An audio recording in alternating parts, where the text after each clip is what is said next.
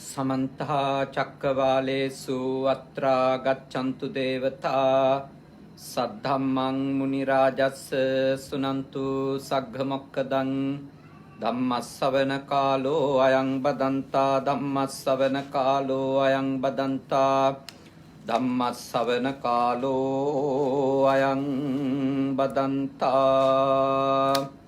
नमो तस् भगवतो अरहतो सम्मा सम्बुද්දස්ස नमो तस् भगवतो अरहतो सम्मा सम्बුද්දස්ස नमो तस् भगवतो अरहतो सम्मा सम्බුද්දස්ස කාරුණික ශ්‍රද්ධාකාමී පින්වතුනි, මේ සන්ධ්‍යායාමයේ ඔබ හැම කෙනෙක්ම බුද්ධ පුතුන් මුහුණුපත සමග එකතු වෙන්නේ උතුම් වටින පුරපසළොස්වක පොහොය දවසක. ලංකාවේ අද පුරපසළොස්වක පොහොය. ඉතින් වසරේ පළමු පොහොය ජනවාරි මාසේ දුරුතු මාසේ මේ උතුම් පොහොය දවසේ අපේ සදහවත් පිරිස සමග දහම් කතාවක නියැලෙන්ට ලැබීම අපි සලකන්නේ භාග්‍යයක් ලෙස.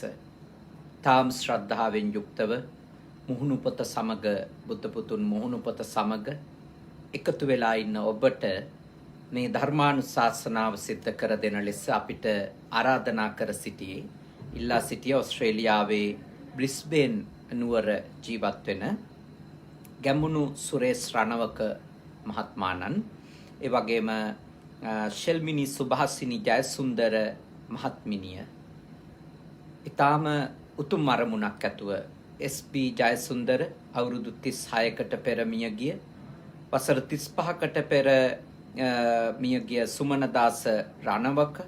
එතකොට ඒ දෙපළ අවුරුදු 36කට පෙර සුමනදාස රණවක පියාණන්, එස්.පී. ජයසුන්දර පියාණන් අවුරුදු 35කට පෙර අභාවයටපත් වුණා.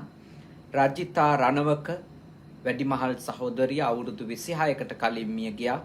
ඊට අමතරව දෙදෙනාගේම මිය ගියපු අත්තම්මලට පින් අනුමෝදන් කරන්ට මේ පින්කමේදී ඒ ඇත්තෝ බලාපොරොත්තු වෙනවා.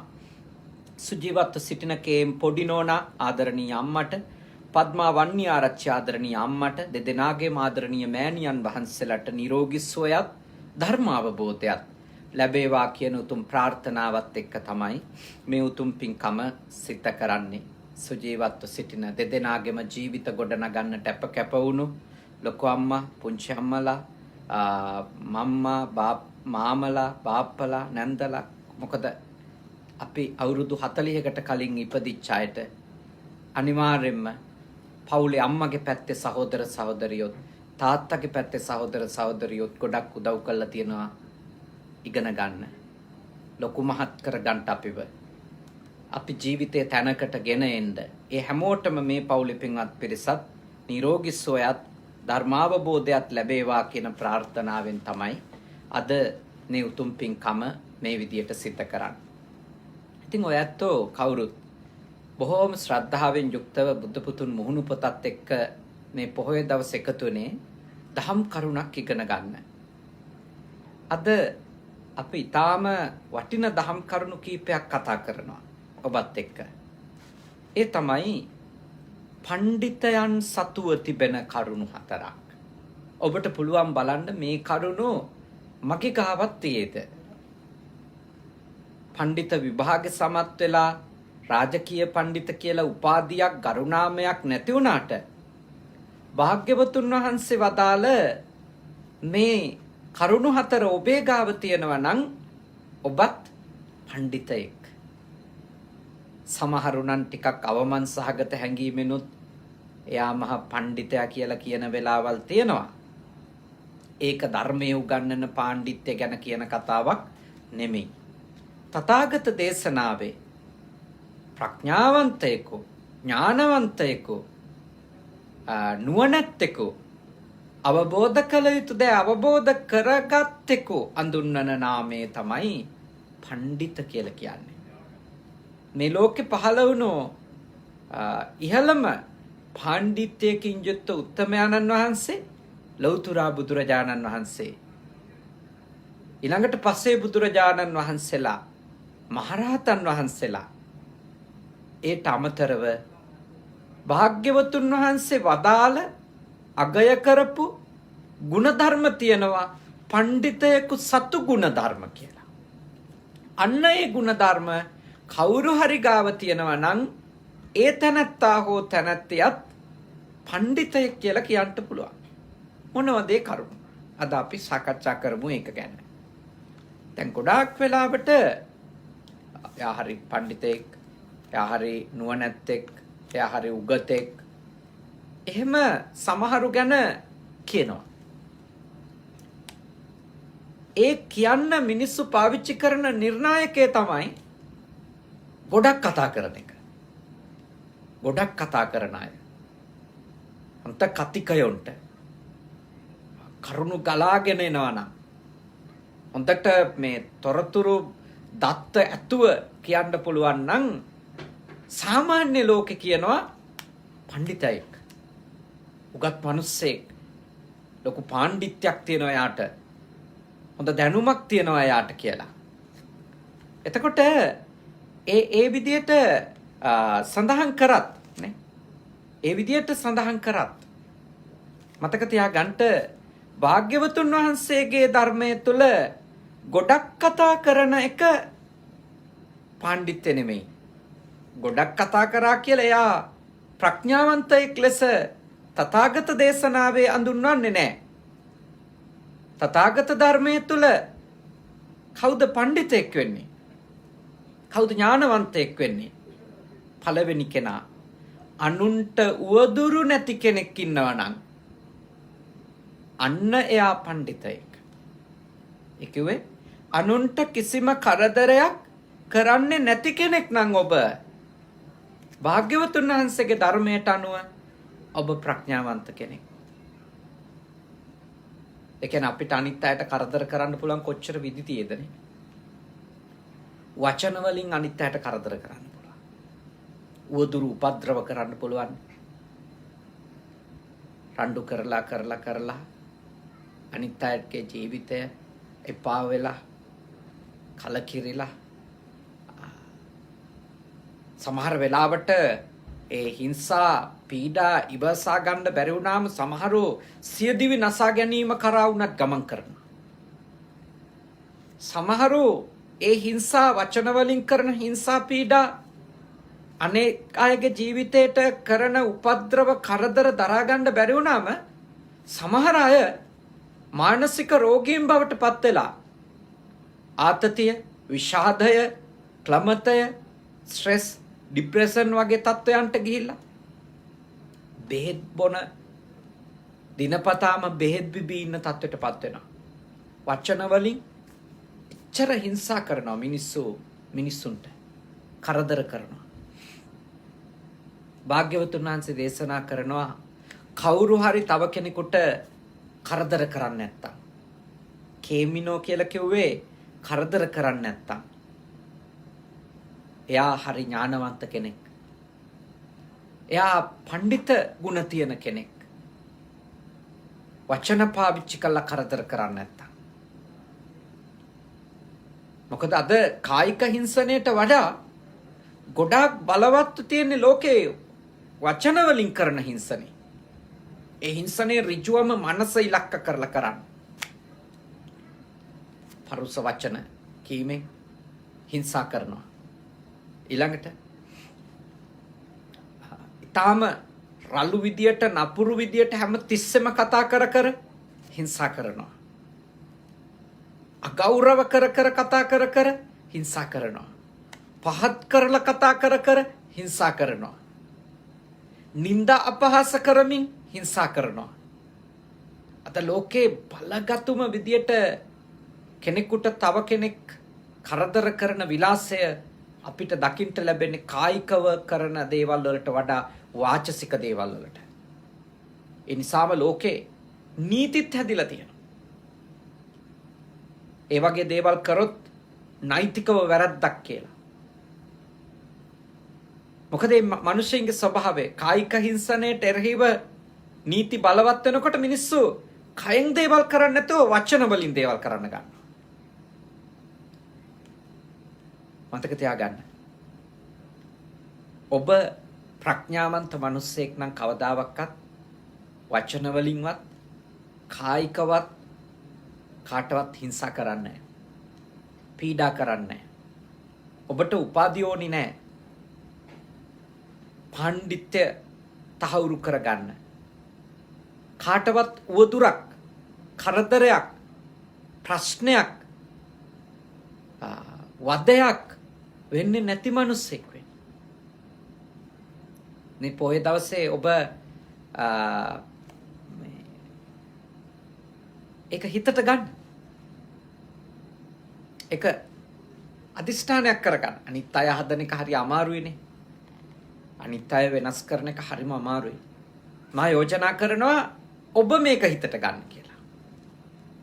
මගේ පැත්තෙන් මම කාටවත් උපද්‍රවයක්, උවදුරක්, කරදරයක් කරන්නේ මම මැරෙනකන් මාත් එක්ක ඉන්න සියලු දෙනාටම මම ඇසුරු කරන ඇසුරු නොකරන හැම දෙනාටම විපතක් වෙන විදියට මගේ කයවත්, මගේ හිතවත්, මගේ වචනවත් මම පාවිච්චි කරන්නේ නැතුව ඉන්නවා කියලා.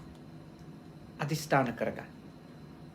මේ නව වසරේ පළමු පොයේ දවසේ ඒ වගේ අදිෂ්ඨානයක් හිතට ඇති කරගෙන ජීවිතේ ඉදිරියට ජීවත් වෙන්න පටන් ගන්න.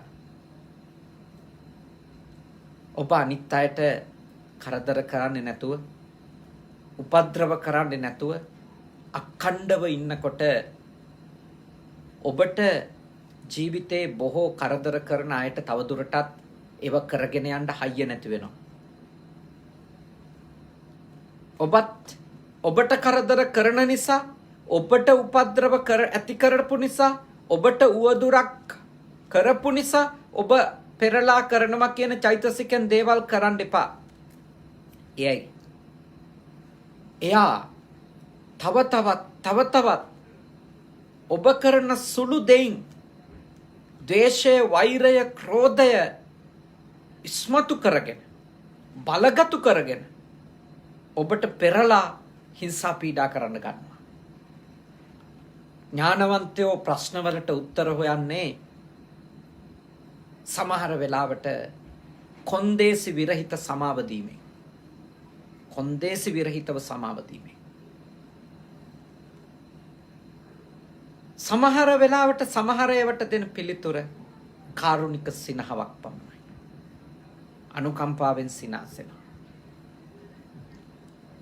මම ඔබට යෝජනා කරනවා ඔබේ ජීවිතේ, මගේ ජීවිතේ අවසාන දවස අදද කියලාවත් අපි දන්නේ නැතුවනේ මේ ජීවත් වෙන්නේ. මේ අපි අහන අන්තිම බණද කියලාවත් අපි දන්නවද? අපි කවුරුත් දන්නේ නැහැ.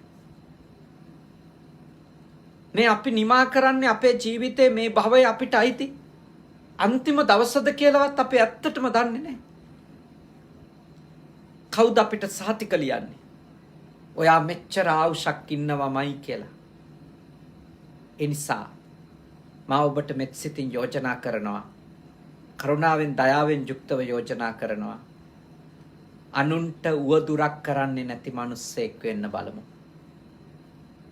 කාටවත්, දන්න අයටවත්, නොදන්න අයටවත්, මනුෂ්‍යයින්ටවත්, තිරිසන් අපායික සතුන්ටවත්, කාටවත් කයනුත්, වචනෙනුත්, හිතිනුත් උවදුරක් කරන්නේ නැතුව ඉන්න උපරිම වීරිය කරමු. සමහර වෙලාවට බිඳ වැටේ. කෙලස් වල වසඟයට අපි යන වෙලාවල් තියෙනවා. ඒ අදිෂ්ඨානයේ බිඳ වැටේ. ඒත් නැවත අදිෂ්ඨාන කරා. එක සැරයක් දෙසරයක් බිඳ වැටුණා කියලා අත්තරින්න එපා ඔබේ අරමුණ. නැවත අදිෂ්ඨාන කරන්න නෑ. මේක වුණා ඒත් මං ආයෙ වෙන්න දෙන්නේ. ඒ විදියට මං නැවත සිද්ධ වෙන්න දෙන්නේ නැහැ කියලා අදිෂ්ඨාන කරා. ඒ ජීවිතය ඔබගේ ආධ්‍යාත්මයට මහා සැනසෙල්ලක් ගෙනල්ලා දෙයි. මහා සතුටක් ගෙනල්ලා දෙයි. ගොඩාක් දේවල් වටේ නැති වුණාට, ගොඩාක් අය ඔබේ වටා රැස් කකා හිටියේ නැති වුණාට මහා සැනසෙල්ලක් දැනේ ඔබට ඔබ ගැන හිතනකොට. ඔබ ගැන හිතනකොට. මං කාටවත් කරදර කරන්නේ නැහැ නේ කියලා හිතනකොට. මං කාටවත් වද දෙන්නේ නැහැ නේ කියලා හිතනකොට. මං කාටවත් හිංසා කරන්නේ නැහැ කියලා හිතනකොට පඬිතයෙකුගේ නුවණැත්තෙකුගේ ජීවිතේ දකින්න ලැබෙන සුවිශේෂී ගුණාංගයක්. උවදුරු ඇති කරන්නේ කාටවත්. උපද්‍රව ඇති කරන්නේ කාටවත්. සමහර මිනිස්සු ඉන්නානේ. නාපු ලිඳට ගල් පෙරලලා යනවා. වතුර බීපු ටැප් එක කඩලා දාලා යනවා. වාඩි වෙලා ඉඳලා පුටුව හොල්ලලා ඒක තව මිනිහෙකුට වාඩි වෙන්න බැරි වෙන්න පවත්තලා යනවා. බස් එකේ සීට් එකේ යන ගමන් ඒක කපලා කුරුටු ගාලා ඉවර කරලා යනවා. එහෙම ඉන්නා මිනිස්සු. අනිත් මිනිස්සයාට කරදරයක් වෙන විදියට කටයුතු කරලා ආශාදයක් විඳින අය. අපි එහෙම වෙන්න හොඳ නැහැ. අනිත් මිනිස්සයාගේ විපත දැක අපේ සතුට හොයන අය බවට අපි කවදාවත්පත් නොවිය යුතුයි බෞද්ධ ධර්මය අනුගමනය කරන අය. මොකද තථාගතයන් වහන්සේගේ දේශනාවට අනුව අපි එහෙම කරනවා නම් අපි පඬිතයෝ නෙමෙයි. අපි අනුවණයෝ අපි. මොලේ නැති මිනිස්සු බවට අපිපත් වෙනවා. බුද්ධිය නැති මිනිස්සු බවට අපිපත් වෙනවා. ඒක ඊටාම හොඳින් තේරුම් ගන්න. දෙවනි කාරණය භාග්‍යවතුන් වහන්සේ දේශනා කරනවා. යම් කිසි කෙනෙක් අවෛරී කියලා කිව්වේ වෛර කරන්නේ නැත්තම් එතනිනුත් එයා නුවණැත්තෙක් වෙනවා කියලා. එතකොට ඒකේ අනිත් පැත්ත මොකද්ද? වෛර කරනව නම් මෝඩයෙක් වෙනවා. අනුවණෙක් වෙනවා. වෛර කරන මිනිස්සයා ඇත්තටම අනුවණෙක්. අඥාන මිනිස්සයෝ විතරයි වෛර කරන්නේ කෙනෙකුට.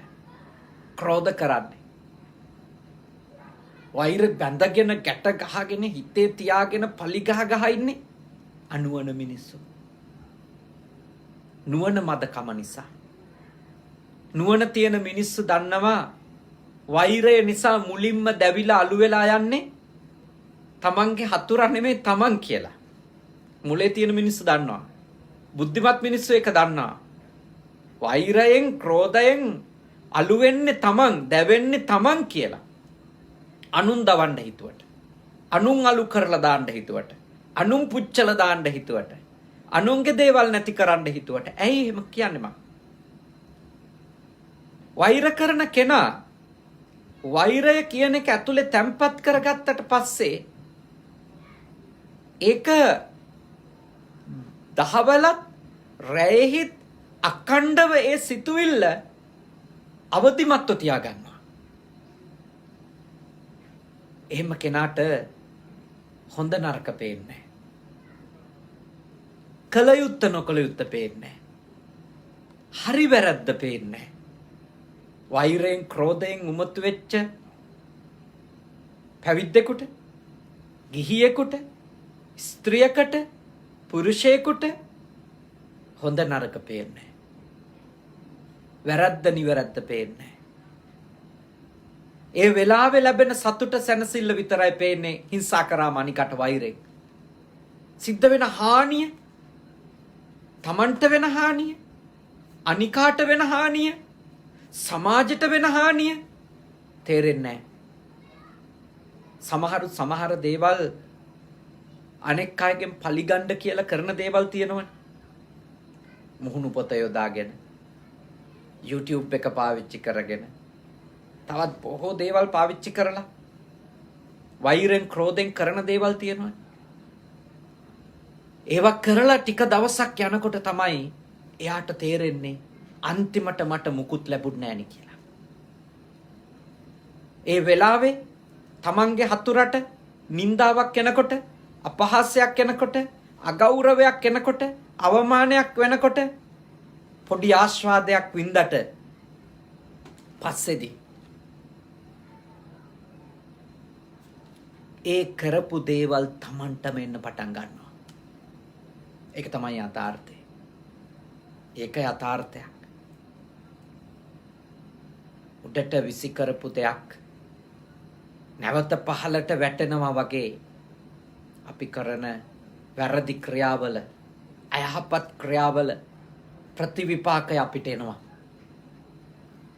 ඉඳා කොච්චර කවුරු ගැන මොන තත්වයේ ඇතුලේ ද්වේෂයක් ආවත් ඒක බැඳගත්තු වෛරයක් බවට පත් කරගන්න එපා. ද්වේෂය තරහව එනවා අනාගාමී භාවයට පත් වෙනකම්.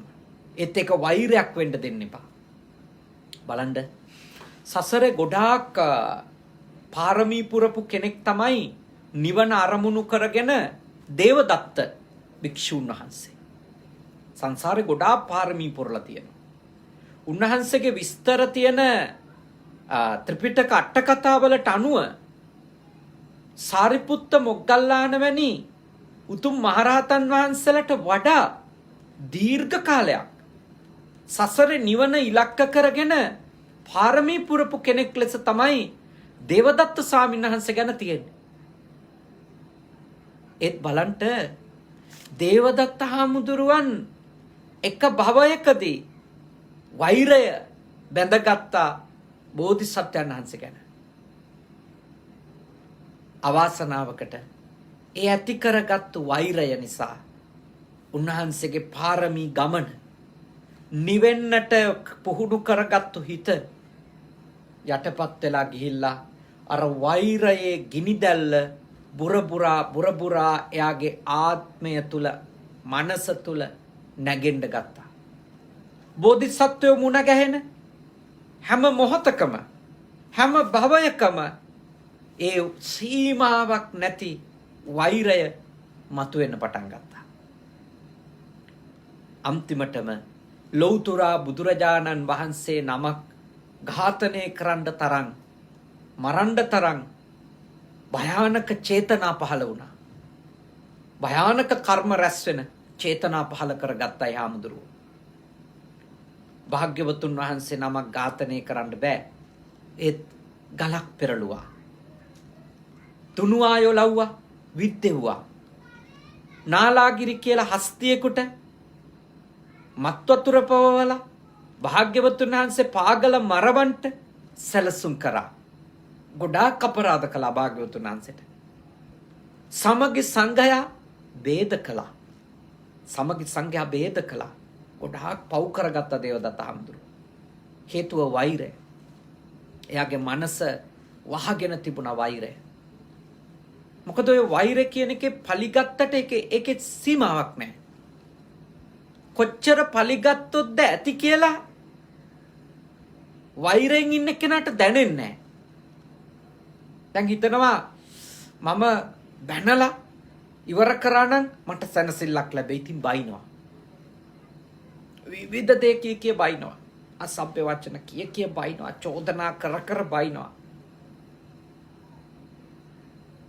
ඒ විදියට බැනලා ඉවර වුණත් වෛරය ඉවර වෙන්නේ නැහැ. යාගේ හිත කියනවා මදි කියලා හිතෙනවා. ඊළඟට තව පියවරක් තියෙනවා. ඒකත් කරලා බලනවා සැනසෙල්ල හොයාගන්න. ඊට පස්සේ ආයෙත් හිතනවා මදි. වෛරය හිතේ ඇති වුණාම හරියට වතුර හිඳෙන්නේ නැති උල්පතක් වගේ එක. අයින් කරන්න උතුරලා යන්න උල්පතකින් වතුර උඩට මතු වෙනවා වගේ පලි ගන්න පලි ගැනීම වෙනුවෙන් විවිධ දේවල් කරන්න තව දේවල් කරන්න හිතෙනවා. පුදුම නරකම චෛතසිකයක් ඒ වෛරය කියන එක. හරිම අවාසනාවන්ත තත්වයකට අපිව ඇදලා දාන චෛතසිකයක් වෛරය කියන්නේ. ඒ හින්දා මා ඔබට මෙත් සිතින් යෝජනා කරනවා ඔබ ප්‍රඥාවන්තයෙක් වෙන්න. කොහොමද ප්‍රඥාවන්තයෙක් වෙන්නේ? කාටවත් වෛර කරන්න එපා. ඔබට වෛර නොකරන අයටත් ඔබට වෛර කරන අයටත් ඔබ වෛර කරන්න එපා. ඔබට ක්‍රෝධ කරන අයටත් ඔබට ක්‍රෝධ නොකරන අයටත් ඔබ වෛර කරන්න එපා. ක්‍රෝධ කරන්න එපා. ඔබත් එක්ක තරහින් ඉන්න අයටත් ඔබත් එක්ක හිතවත්ව ඉන්න අයටත් ඔබ වෛර කරන්න එපා. ක්‍රෝධ කරන්න එපා. ඒ ඔබේ ඥානවන්තකමේ ප්‍රකාශනය වෛර නොකිරීම. ඔබේ ප්‍රබුද්ධකමේ ප්‍රකාශනය තමයි සමාව දීම, වෛර නොකිරීම, කරපු හතුරුකම් අමතක කිරීම, අත්හැර දැමීම. ඒ ඔබේ ප්‍රඥාවන්ත භවයේ ප්‍රකාශනය. ඒ ඔබේ ඥානයේ ප්‍රකාශනය. ඒ ඔබේ තියෙන ප්‍රබුද්ධ භාවයේ ප්‍රකාශනය. එතෙන්ටපත් වෙන්න හැමෝටම බෑ. මොකද හැමෝම වීරය කරන්න නැති නිසා. බැරි වෙන්නේ වීරය නොකරන ඉඳා. මොකද වෛරය වගේ මනෝභාවයක් අත්හරින්න, දුරු කරගන්න අවබෝධයකින් වීරය කරන්න ඕනේ. ප්‍රඥාවන්තව කටයුතු කරන්න ඕන. ඒකයි ගොඩක් අයට වෛරය අතහැර ගන්න බැරි වෙලා තියෙන්නේ. වෛරය දුරු කරන්න බැරි කෙලෙස් ධර්මයක් නෙමෙයි. පුළුවන්. දුරු කරගන්න පුළුවන්. හැබැයි දුරු කරගන්න ඕනි නම් ඔබට සිද්ධ වෙනවා ඔබ කොහොම හරි ඔබේ මනස තුළ මෛත්‍රිය දියුණු කරන්න, ආදරය දියුණු කරන්න, කරුණාව දියුණු කරන්න, අනුකම්පාව දියුණු කරන්න, සමාව දීමේ ගුණය දියුණු කරන්න, අතහැරීමේ ගුණය දියුණු කරන්න. වෛරයට ලියලා වැඩෙන්න අල්ප මාත්‍ර වූ ඉඩක්වත් දෙන්න එපා. චූටි ඉඩක්වත් දෙන්න එපා. පොඩි ඉඩක් දුන්නොත් වෛරය මහ ගහක් වගේ වැඩෙනවා. මහ ගහක් වගේ වැඩෙනවා. චූටි ඉඩක් ඇති.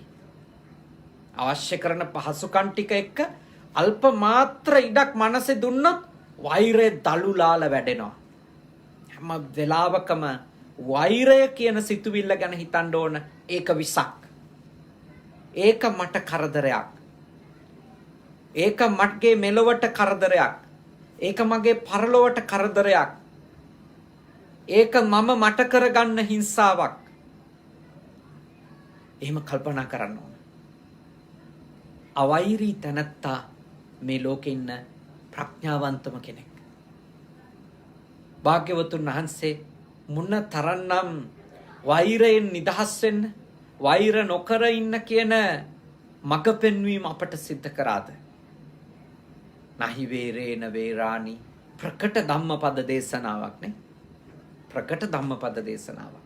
වෛරයෙන් වෛරය සංසිඳෙන්නේ නැහැ කියන එක. කවදාක සංසිඳෙන්නේ නැහැ. කවදාවත්. ඒස ධම්මෝ සනන්තෝ. ඒක සනාතන ධර්මයක්. මේ විශ්වයේ තියෙන තුරාම තියෙන ඒ ධර්මය. වෛරෙන් වෛරය සංසිඳෙන්නේ නැහැ. අවේරේනච සම්මන්ති. වෛර ඉවර කරන්න නම් අවෛරයම ඕන.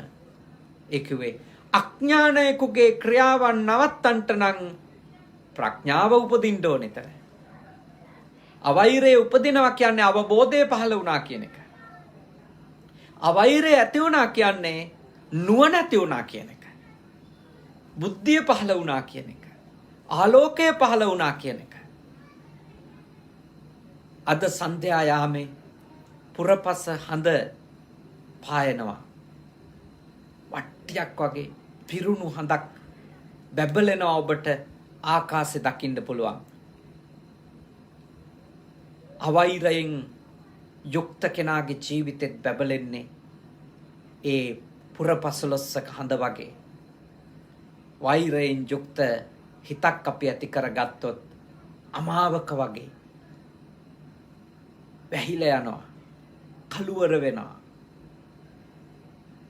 අපවත් කළුවර වෙලා අපි නිසා අනිත් අයගේ ජීවිතත් කළුවර වෙනවා. ඒ නිසා අවෛරය කියන උතුම් ධර්මය තමන්ගේ ජීවිතේ ප්‍රතිපදාව බවට පත් කරගන්න කියලා මම ඔබට මෙත් සිතින් යෝජනා කරනවා. දයාවෙන් යෝජනා කරනවා. ඔබට පුළුවන් ඒ කරගන්න. ඒ ඔබට නොහැකි දෙයක් නෙමෙයි.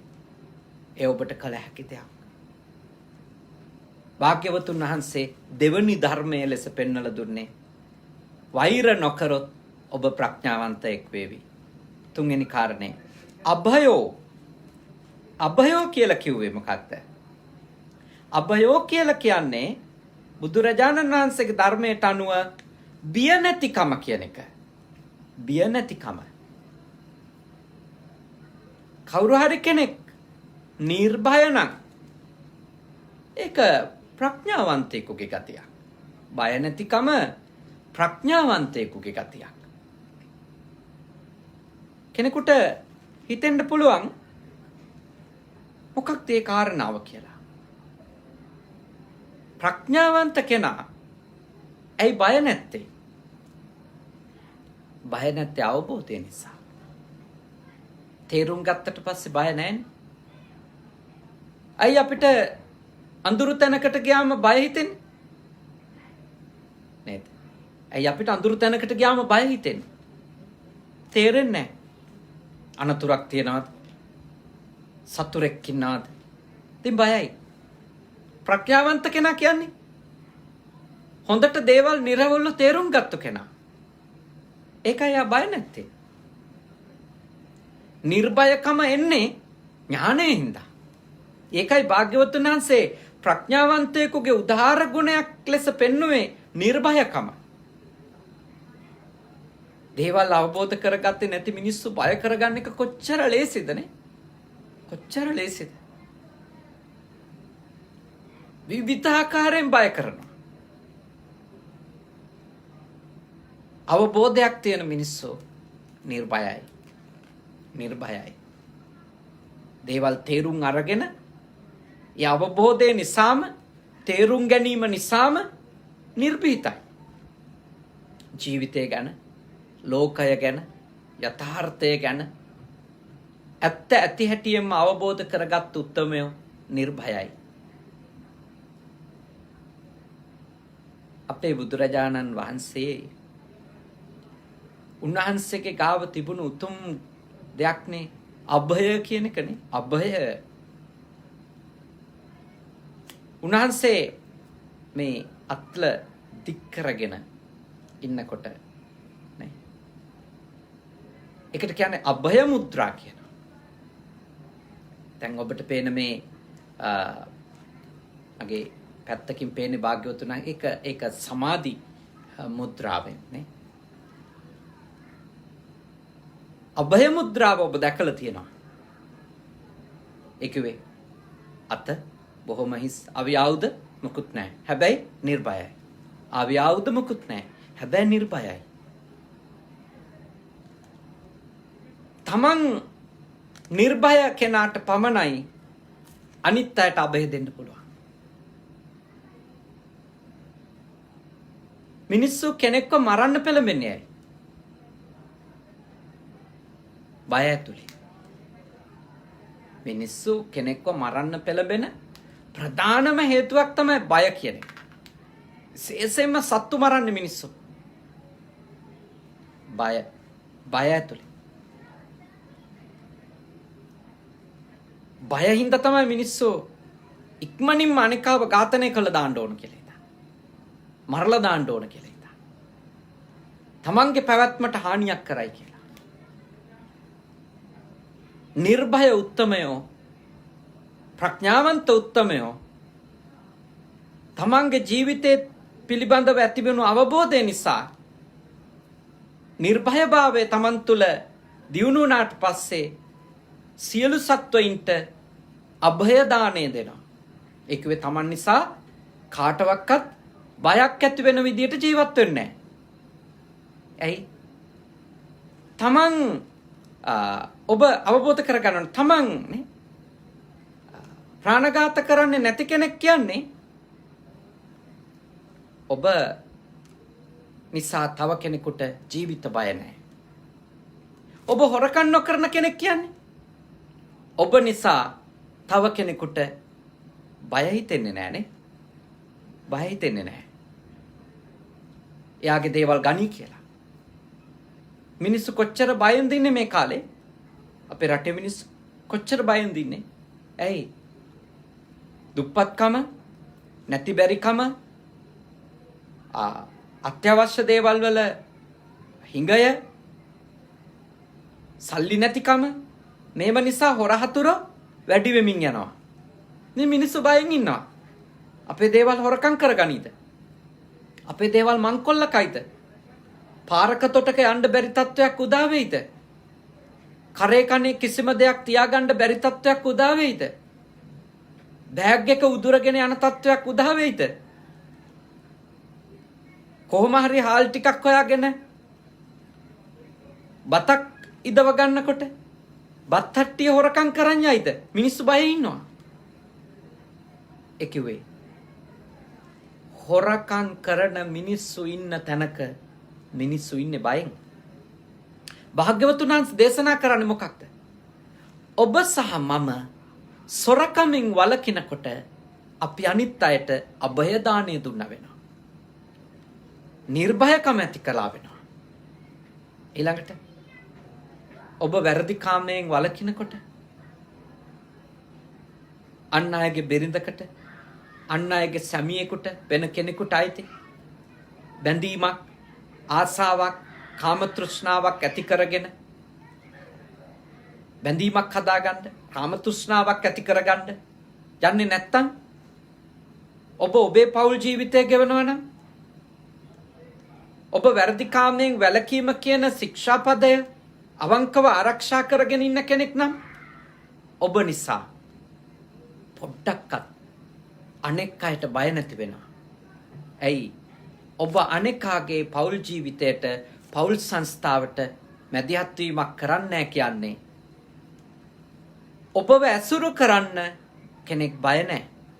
ඔබෙන් වදයක් වෙන්නේ නැහැ කියලා. අද සමහර වෙලාවට සමහර ආයතනයකට කාන්තාවක් යන්න බයයි. ඇයි? මේ දේ කරගන්න ගියන් ලිංගික අල්ලස් දෙන්න වෙයි කියලා. එහෙම අවස්ථා නැද්ද අපේ රටේ? තියෙනවා. කොච්චර තියෙනවද? යමක් කරගන්න රාජකාරියමක් තමන්ගේ ජීවිතයට අත්‍යවශ්‍ය දෙයක් කරගන්න පොලිසියකට යන්න බය මිනිස්සු ඉන්නවා. කාර්යාලයකට යන්න බය මිනිස්සු ඉන්නවා. එක රජයේද පුද්ගලිකංශද කියලා නැහැ. බයයි. කාන්තාව බයෙන් ඉන්නවා. තනියෙන් යන්න. ඇයි? තමන්ව කාමුකව අපයෝජනයකට ලක්කරන්න මෙයා පෙළඹෙයිද? මම මේ දේ කරගන්න තනියම ගියොත් කියලා. ඉතින් ඔබ නිසා කෙනෙකුට ඒ බය ඇති වෙනවා නම් ඔබ ලැජ්ජ වෙන්න ඕනේ. ඔබ දකින්නකොට මිනිස්සෙකුට ඇති වෙන්නේ බය නම් ඔබ ලැජ්ජ වෙන්න ඕනේ. ඔබ ඔබේ ජීවිතේ කොච්චරනම් අඥාන තැනකට ඇදලා දාලාද? කොච්චරනම් අනුවන තැනකට ඇදලා දාලාද? ඔබ එක කතා කරන්න කෙනෙක් බය වෙනකොට ඔබ ගාවට වෘත්තීය දෙයක් කරගන්න එන්න කෙනෙක් බය වෙනවා කියන්නේ කොච්චර පහත් තත්වයකට ජීවිතය ඇද දාගෙනද?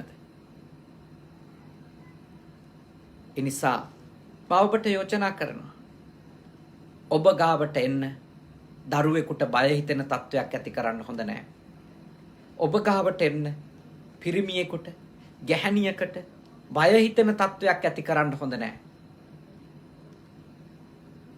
ඔබට පුළුවන් වෙන්න ඕන ඔබ ජීවත් වෙන විදිය එක්ක මට පුළුවන් වෙන්න ඕනි මම ජීවත් වෙන විදිය එක්ක මා හමුවට එන කාටවත් බයක් අසහනයක් නැතුව ඕනම ප්‍රශ්නයක් අපි ගාව කතා කරලා එයට විසඳුමක් ලබා ගන්නට ඒ නිර්භයකම අනිකාට අපි එක්ක ඇති වෙන්න ඕන අපික් නිසා. අපිට කතා කරොත් ඇති වෙන්නේ බයක් නම්, තැති ගැනීමක් නම්.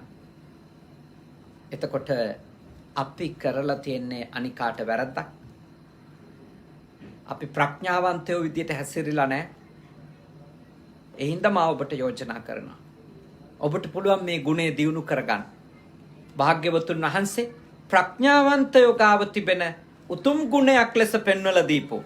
උතුම් ගුණයක් ලෙස පෙන්වලා දීපෝ මේ අභය කියනනේ නිර්භය භාවය කියන ඒ උතුම් ගුණය තමන් තුළ දියුණු කරගන්න තමන්ට පුළුවන් නම් කොච්චර වටිනවද? ඒකෙන් ඔබ ඥානවන්ත මිනිසෙක් වෙනවා. ඔබ අගයක් ලැබෙන මිනිසෙක් වෙනවා.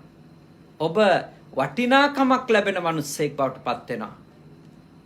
මනුස්සත්වයට අගයක් දීපු අපරිමිත වටිනකමක් දීපු කෙනෙකු බවට ඔබ පත් වෙනවා. ඔබ ගාවට එන්න කෙනෙකුට බය හිතෙන විදියට ඔබ හැසිරෙන්නේ නැත්තම් දැන් ඔබ ඊටාම වටිනනේ ඊටාම උතුම් කරුණෝ කිපයක් අද ඉගෙන ගත්තා මේ පුර 15ක පොය දවසේ ගොඩක් කතා කරාටම ප්‍රඥාවන්තයෙක් වෙන්නේ නැහැ පළවෙනි කාරණේ ගොඩක් කතා කරාටම ප්‍රඥාවන්තයෙක් වෙන්නේ නැහැ අර්ථාන්විත දෙයක් සුළු වෙලාවක් හරි කෙනෙක් කිව්වොත් ඒකෙන් එයා ප්‍රඥාවන්ත ඥානවන්ත මිනිසෙක් වෙනවා අනුන්ව හෙලා දකිමින් පැය ගණන් කියන්න පුළුවන් තමන්ව හුවා දක්වමින් තමන්ව මතු කරමින් පැය ගණන් දේවල් කියනවට වඩා අර්ථාන්විත දෙයක් සල්ප වෙලාවක් කියලා දෙන කෙනෙක් වුණත් එයාගේ ගාව තිබෙන්නේ උතුම් ප්‍රඥාවමයි දැන් අපි කියන්නේ සමහරුත් එක්ක ගැන විනාඩි 5ක් කතා කරත් ඇති ඔළුව නිදහස් වෙනවා හිත හැදෙනවා හිත නිමෙනවා ඒ වචන කීපය මට ඇහුණු ගමන් එයා කියපු මගේ ගොඩාක් ප්‍රශ්න විසඳුණා මට ගොඩාක් උත්තර හම්බුණා පැය ගණන් කියවලා නැහනේ වචන කීපයයි ගොඩාක් දේවල් වෙනස් වෙනවා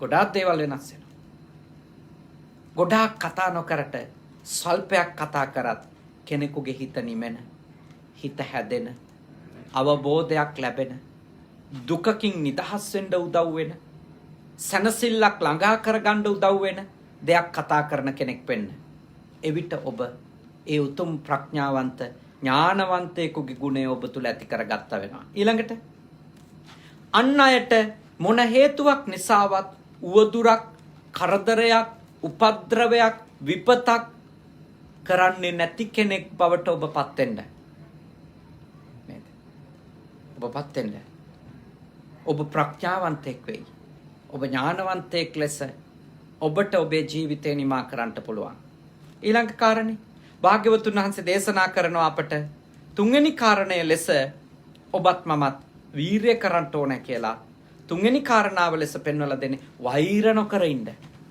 වෛර නොකිරීම භාග්‍යවතුන් වහන්සේ අපිට පෙන්වලා දෙනවා උතුම් ගුණයක් ලෙස. උදාාර ගුණයක් ලෙස. ප්‍රබුද්ධ ගුණයක් ලෙස. ප්‍රඥාවන්තයින්ගේ ගුණයක් ලෙස වෛර නොකර ජීවත් වෙන එක. ක්‍රෝධ නොකර ජීවත් වෙන එක. ඒක උතුම් උදාාර ගුණයක් ලෙස තමයි තථාගත දේශනාවේ පෙන්වලා දීලා තියෙන්නේ. අන්තිම කාරණේ ඔබ නිසා කාටවත් බය හිතෙන්නේ නැති වෙන්න ජීවත් වෙන්න ඉගෙන ගන්න එක. ඔබ නිසා කාටවත් බය හිතෙන්නේ නැති වෙන්න ජීවත් වෙන එක. ඔබ නිසා කවුරුවත් ඇතිගන්නේ නැති වෙන්න ජීවත් වෙන එක. ඔබ නිසා කාටවත් අසහනයක් ඇති නොවෙන්න ජීවත් වෙන එක. ප්‍රඥාවන්තයින්ගේ ස්වභාවයක්. ඥානවන්තයින්ගේ ස්වභාවයක්. ඉතින් අත කරුණු හතරක් මේ පුර 15ක පොයේ දවසේ ටික වෙලාවක් වුණත් ශ්‍රද්ධාවෙන් ඉගෙන ගත්තා. ගෞරවයෙන් ඉගෙන ගත්තා. විශාල පිරිසක් අද පොහොය දවස නිවාඩු දවස නිසා මේ දේශනාව ලංකාවේ වෙලාවෙන් බොහොම දහවල් කාලේ හවස තාම 4ට කිට්ටුයි. 4:00ට මං හිතන්නේ කිට්ටුයි. ඒ වුණත් හොඳට මේ දේශනාව අහන් හිටියා. ඔබ හැම කෙනෙක්ම මේ අහපු දේවල් පුහුණු වෙන්න ඕන. පොඩ්ඩක් හරි වීරය කරන්න ඕන. මේ දේවල් පුහුණු කරගන්න. හිත හදාගන්න. හිත පුහුණු කරගන්න. හිත සුවපත් කරගන්න උත්සාහ කරන්න ඕන. කිසිම දෙයක් ඉබේ ලැබෙන්නේ නැහැ. හැම දෙයකටම උත්සාහයක් ඕන. හැම දෙයකටම කැප වෙන්න ඕන. බුදුහාමුදුරුවෝ දේශනා කරපු විදියට ඕන දෙයක් සාර්ථක වෙන්න නම් ඒ අරමුණ වෙනුවෙන් නොකළ යුතු දේවල් නොකර ඉන්න කෙනෙක් බවට පත් වෙන්න ඕන. කරන්න තියෙන දේවල් ටික කරන කෙනෙක් බවට පත් වෙන්න ඕන. ඒකත් ටික දවසක් නෙමෙයි අඛණ්ඩව. අරමුණ සම්පූර්ණ වෙනකම්ම මොන පීඩා මැද්දේ වුණත් මොන බාධා මැද්දේ වුණත් මොන කරදර මැද්දේ වුණත් තමන්ගේ අරමුණට අවශ්‍ය කරන අතහරින්න තියෙන දේවල් අතහැරීම පුහුණු කරගන්න තියෙන දේවල් පුහුණු කිරීම අපි සිද්ධ කරනවා නම් අපිට ප්‍රඥාවන්තයින් ලෙස මේ ජීවිතය නිමා කරන්නට අවස්ථාව හම්බ වෙනවා. ඉතින් අද දවසේ තාම ශ්‍රද්ධාවෙන් යුක්තව අපේ පින්වතුන් උතුම් පින්කමක් කරගත්තා. ඔස්ට්‍රේලියාවේ බ්‍රිස්බේන් නුවර ජීවත් වෙන ගැමුණු සුරේෂ් රණවක මහත්මයාණන්, ශෙල්මිනී සුභාසිනී ජයසුන්දර මහත්මිනිය අද මේ උතුම් පින්කම සිද්ධ කරද්දී අපේක්ෂා කළා අවුරුදු 36කට පෙර අභාවයටපත් සුමනදාස රණවක පියාණන්ට, අවුරුදු 35කට පෙර අභාවයටපත් එස්.බී. ජයසුන්දර පියාණන්ට පින් අනුමෝදන් කරන්නටත්, ඒ වගේම රජිතා රණවක ආදරණීය සොහොයුරිය අවුරුදු 26කට පෙර මිය ගිය. ඊට අමතරව මේ දෙදෙනාගේම මිය ගිය අත්තම්මලාට පින් දෙන්නටත් මේ උතුම් පින්කමේදී අරමුණු කරා. රැස්වුණු සියලුම පින් කුසල් ඒ සියලුම මිය ගිය ඥාතීන්ට වගේම බුද්ධ පුතුන් මුහුණු පොතෙන් බණ අහපු ඔබ හැම දෙනාගේම නමින් මිය ගිය සියලු දෙනාටත් අත් වේවා. ඒ වගේම මේ වසංගත තත්ත්වය නිසා මිය ගිය සියලු දෙනාටත් අත් වේවා. රට වෙනුවෙන් දිවිපිදු රණවිරුවන්ටත් මේ පින් කුසල් අත් වේවා. අපේ මිය ගිය ඥාති හිත මිත්‍රාදීන් මේ භවයේ වගේම සසර ගමනේ මේ පින් අනුමෝදන් වී නිවන් දකිත්වා. සාදු සාදු සාදු. දෙවියෝ පින් අත්කර ගනිත්වා. දෙවියන්ගේ ආශිර්වාදය, ආරක්ෂාව, බැල්ම, ශක්තිය අද දායකත්වයේ අරගෙන කටයුතු කරන පින්වන්ත දෙපළගේ ආදරණීය මෑණියන් වහන්සේලා, කේම් පොඩි නෝනා මාතාව, පද්මා වන්‍යාරච්චි මාතාව ඇතුළු කොට ඒ පවුල්වල සියලුම ඥාති හිත මිත්‍රාදීන්ට සියලු දෙවියන්ගේ ආශිර්වාදයෙන් නිදුක් බව, නිරෝගී බව, සුවපත් බව චිරජීවනයේ ලැබේවා. බණ අහපු ඔබටත් ලැබුවා වූ මේ නව වර්ෂයේ මේ පළවෙනි පොහොය දවස මේ උතුම් දේශනාව අහපු ඔබට පින් අනුමෝදන් වන දෙවියන්ගේ ආශිර්වාදයෙන් නිදුක් නිරෝගී සුව සම්පන්නිය ලැබේවා. කරදර බාධක දුරු වේවා. සතුට සැනසෙල්ල වැඩි වේවා. යහපත උදා වේවා. සියලුම දෙවිවරු මේ පින් අනුමෝදන් වී උතුම් අමා මහ නිර්වාණ ධර්මයම අවබෝධ කරගනිත්වා. සාදු සාදු සාදු. අවසාන වශයෙන් අපට විශේෂයෙන්ම ජපානයට වැඩම කරලා අධ්‍යාපන කටයුතු සිදු කරන්නට මහෝපකාරී වුණු අතිපූජනීය කනගවා සුගත භාවනා මධ්‍යස්ථානයේ කංසායි සුගත සේනාසනය සහ පුජ්‍ය සුගත සේනාසනයන්හි නිර්මාතෘවර හුරුළුනික වැවේ සුදම්ම සාමින්ද්‍රයාණන් වහන්සේටත්, කනගවා සුගත භාවනා මධ්‍යස්ථානාධිකාරී අපේ සහෝදර අතිපූජනීය අම්පිටිය සද්ධාවාස ස්වාමීන් වහන්සේ ඇතුළු පූජනීය මහා සංඝරත්නයටත්, ඒ වගේම අපේ මේ සේනාසනයන්හි දායක කාරකාදී සියලුම දෙනාටත්, ඒ වගේම බණහපු බුද්ධ පුතුන් ශ්‍රාවක පිරිසටත්, බුද්ධ පුතුන් මුහුණු පොතෙන් ඒ වගේම YouTube නාලිකාවෙන් මේ දේශනා ශ්‍රවණය කරන තව පිරිසකට අහන්නට සලස්සන හැම දෙනාටමත් පින්කමට අද දායක වුණු ඒ පවුලේ පින්වත් සෑම දෙනාටමත් සියලු යහපත වේවා. මේ භවයේ පුරාම අපිට සත්පුරුෂ ඇසුර ලැබේවා. කල්යාණ මිත්‍ර ඇසුර ලැබේවා. උපදින හැම භවයකමත් අපට සත්පුරුෂ, කල්යාණ මිත්‍ර, ගුණවත්, නැනවත්, යහපත් අයවලුන් ඇසුරු කරන්නට ලැබේවා. උතුම් නිවනින් සැනසීම උදා කර ගන්නට උතුම් චතුරාර්ය සත්‍ය ධර්මය වහවහ අවබෝධ වේවා. සාදු සාදු සාදු. ආකාසට්ටා ච බුම්මට්ටා දේවා නාග මහිත්‍තිකා පුඤ්ඤන්තං අනුමෝදිත්වා චිරන් රක්칸තු ශාසනං. ආකාසට්ටා ච බුම්මට්ටා දේවා නාග මහිත්‍තිකා පුඤ්ඤන්තං අනුමෝදිත්වා චිරන් රක්칸තු දේශනං. ආකාසට්ටා ච බුම්මට්ටා දේවා නාග මහිත්‍තිකා පුඤ්ඤන්තං අනුමෝදිත්වා චිරං රක්칸තු මම් පරන්ති තී. ඔබ හැම දිනම නිදුක් වෙත්වා, නිරෝගී වෙත්වා, සුවපත් වෙත්වා. සාදු සාදු සාදු.